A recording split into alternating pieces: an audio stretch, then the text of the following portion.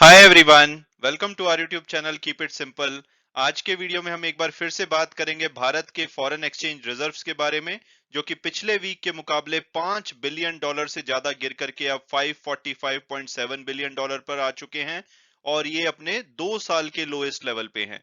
तो आज के वीडियो में हम डिस्कस करेंगे कि भाई ये जो फॉरेन एक्सचेंज रिजर्व है लगातार गिर क्यों रहे हैं और क्या आने वाले टाइम में गिरावट जारी रहेगी या इसमें कुछ इंप्रूवमेंट हो सकती है। तो इन सभी बातों को हम डिटेल में डिस्कस करेंगे। और आगे बढ़ने से पहले अगर आपने अभी तक चैनल को सब्सक्राइब नहीं किया है तो प्लीज सब्सक्राइब करके हमें मोटिवेट कीजिए। तो सबसे पहले अगर बात की जाए लेटेस्ट डेवलपमेंट की, तो जो भारत के फॉरेन एक्सचेंज रिजर्व हैं पिछले वीक के मुकाबले $5.2 बिलियन से कम होकर के अब $545.65 बिलियन पे रह गए हैं। और ये सातवां लगातार ऐसा वीक है जिसमें कि हमारे फॉरेन एक्सचेंज रिजर्व लगातार कम हो रहे हैं। और ये 2 अक्टूबर 2020 के बाद से लोएस्ट लेवल पे, यानी कि इससे पहले 2 अक्टूबर 2020 को इससे कम रिजर्व थे, उसके बाद ये लगातार बढ़ते गए। एक बार के लिए तो पिछले साल सितंबर में हमारे रिजर्व $642 बिलियन तक पहुंच गए थे, लेकिन वहां से घटते घटते अब लगभग 100 बिलियन अपने पीक से कम होकर के 545.7 बिलियन के आसपास आ गए हैं। और जैसा कि आप जानते होंगे फॉरेन एक्सचेंज रिजर्व में 4 कंपोनेंट्स होते हैं मेनली। इसमें फॉरेन करेंसी एसेट्स होती हैं, जैसे कि हम डॉलर, येन, जीबीपी, यूरो करेंसी में अपने रिजर्व रखते हैं। उसके अलावा गोल्ड रिजर्व्स होते हैं।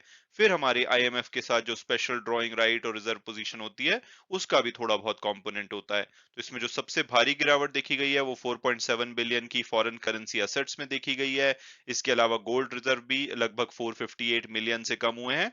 और थोड़ी बहुत कमी 32 और 31 मिलियन की जो हमारे आईएमएफ के साथ एसटीआर और रिजर्व पोजीशन है उसमें भी देखी गई है, यानी कि चारों कंपोनेंट में ही गिरावट देखी गई है।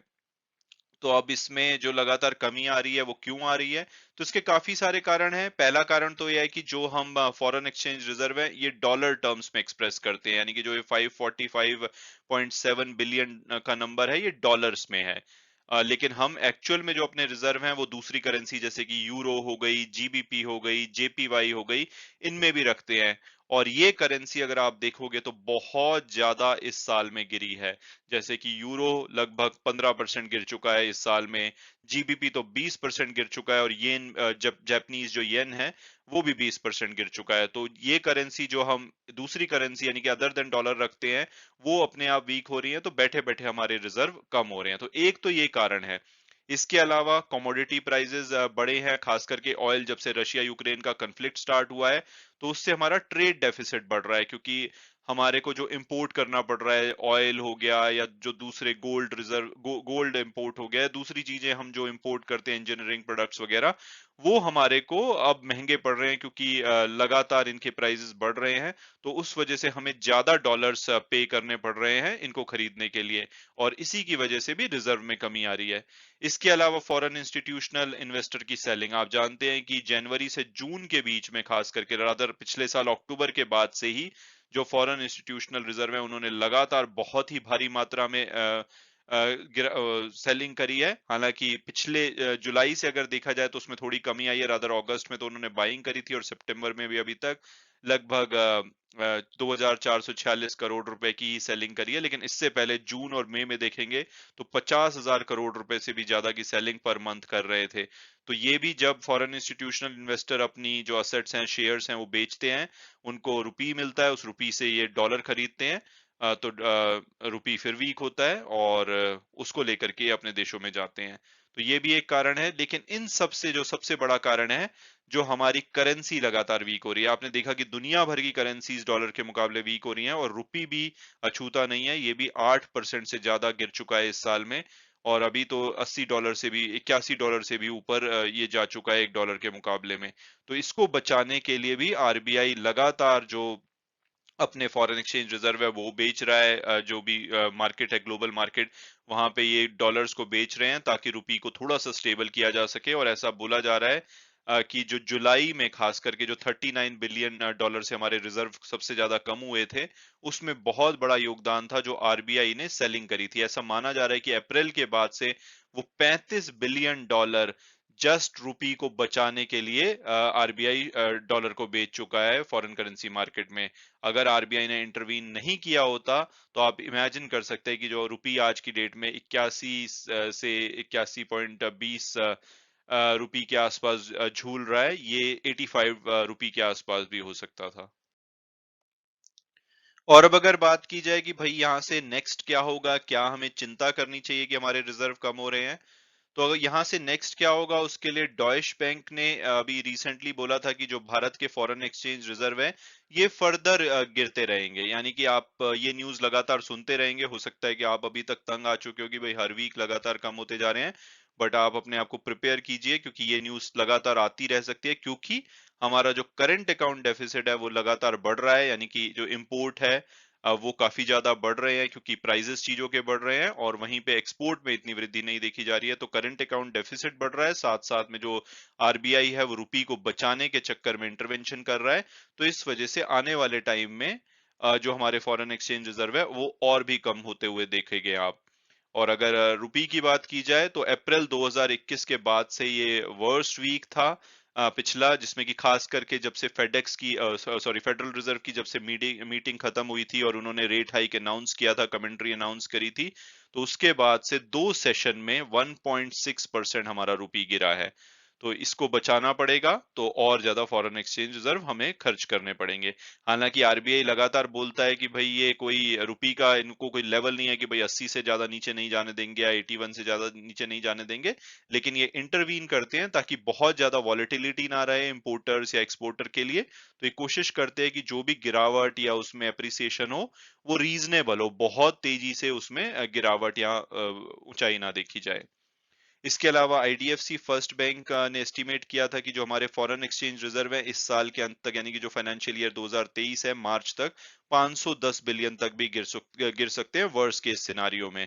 और उनका भी रीजन यही था कि करंट अकाउंट डेफिसिट जो बढ़ता जा रहा है, अगर वो 4% के आसपास रहता है तो हमारे फॉरेन एक्सचेंज रिजर्व 510 बिलियन पे भी आ सकते हैं। और कुछ मार्केट के जानकार तो ये भी बोल रहे हैं कि ये आने वाले सालों में काफी ज्यादा गिरते रहेंगे। हालांकि अभी भी अगर हम इसको टेपर टेंट्रम जो मई 2013 का आपको याद होगा उससे कंपेयर करें तो उस टाइम हमारे रिजर्व 300 बिलियन डॉलर से भी नीचे गिर गए थे। ये टेपर टेंट्रम ऑफ 2013 क्या था, अगर आप इसके बारे में जानना चाहते हैं तो गूगल पे सर्च कर सकते हैं। मैं क्विकली बताऊंगा कि जब 2008 में फाइनेंशियल क्राइसिस आया था तो यूएस की गवर्नमेंट ने बहुत ज्यादा बॉन्ड खरीदने शुरू करे थे ओपन मार्केट से, दुनिया भर की मार्केट से। लेकिन सडनली मई 2013 में उन्होंने ये फॉरेन जो बाइंग थी बॉन्ड्स की, इसको रोक दिया था। इसकी वजह से बहुत ज्यादा जो इक्विटी और बॉन्ड से जो दुनिया भर के फॉरेन इंस्टीट्यूशनल इन्वेस्टर है उन्होंने पैसा निकाला था, जैसे अभी पिछले एक साल में देखा, ऐसे ही 2013 में भी निकाला था।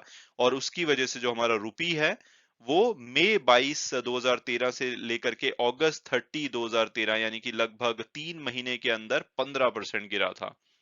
हालांकि अगर अभी बोले कि हमारे को चिंता करनी चाहिए, तो उसके हिसाब से अगर हम कंपेयर करें तो अभी हमारे पास जितने रिजर्व हैं उससे हम 8.9 मंथ्स के इंपोर्ट कर सकते हैं। अगर मई 2013 से कंपेयर करें तो उस टाइम हमें हमारे पास सिर्फ 4.1 महीने का इंपोर्ट करने का पैसा बचा था।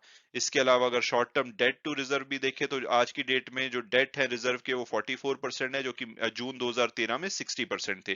तो ओवरऑल जो मई जून 2013 का पीरियड था उससे हम काफी बेटर ऑफ हैं, तो बहुत ज्यादा चिंता करने की जरूरत नहीं है। लेकिन अगर हमें रिजर्व को बचाना पड़ेगा तो उसके दो ही तरीके हैं। एक, जो कि हमारी ऑयल पे डिपेंडेंसी है उसको कम करना पड़ेगा, जिसकी सरकार लगातार कोशिश कर रही है इलेक्ट्रिक पे मूव करके, हालांकि लॉन्ग टर्म विजन है, बट धीरे धीरे वही होगा क्योंकि हमारे को ऑयल खरीदने में बहुत ज्यादा पैसे खर्च करने पड़ते हैं। और इसके अलावा दूसरा ये है कि रुपी और जो दूसरी करेंसी में डॉलर के बजाय रुपी में ट्रेड करना पड़ेगा, जैसे अभी हमने रशिया के स्टार्ट किया है। तो डॉलर पे डिपेंडेंस हमें कम करनी पड़ेगी। अभी हम सऊदी अरेबिया से भी बात कर रहे हैं, तो जैसे जैसे यहाँ पे इंप्रूवमेंट होगी तो आगे हमें फॉरेन एक्सचेंज रिजर्व की इतनी रिक्वायरमेंट जितनी आज की डेट में है इंपोर्ट करने के लिए उतनी नहीं रह जाएगी। और अब अगर हम दूसरे कंट्रीज की बात करें तो भारत अभी भी 5वें नंबर पे बना हुआ है। हालांकि नेक्स्ट वीक हो सकता है कि भारत ताइवान से भी पीछे होकर के 6ठे नंबर पे आ जाए, क्योंकि ताइवान के जो रिजर्व है लगातार 545 बिलियन पे बने हुए हैं। हालांकि ये अगस्त 2022 के नंबर हैं, रेगुलरली अपडेट नहीं हो रहे हैं। तो भारत के अब इनके इनसे थोड़े से ही ज्यादा हैं। हालांकि रशिया से अब हम धीरे धीरे काफी पीछे होते जा रहे हैं। तो भारत अभी भी 5वें नंबर पे बना हुआ है। और पाकिस्तान की अगर हम बात करें तो वहां पे भी 277 मिलियन से रिजर्व पिछले वीक के मुकाबले कम हुए हैं और अब ये 8.3 बिलियन डॉलर पे आ गए हैं।